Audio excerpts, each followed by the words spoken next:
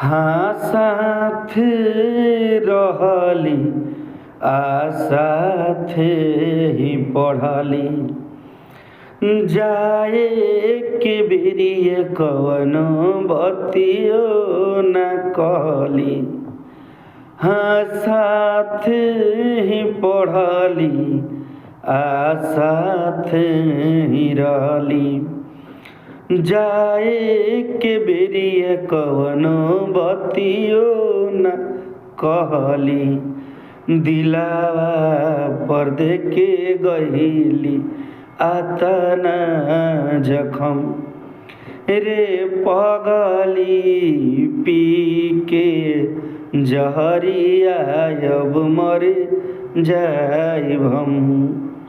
दिलावा पर देके गईली आतना जखम।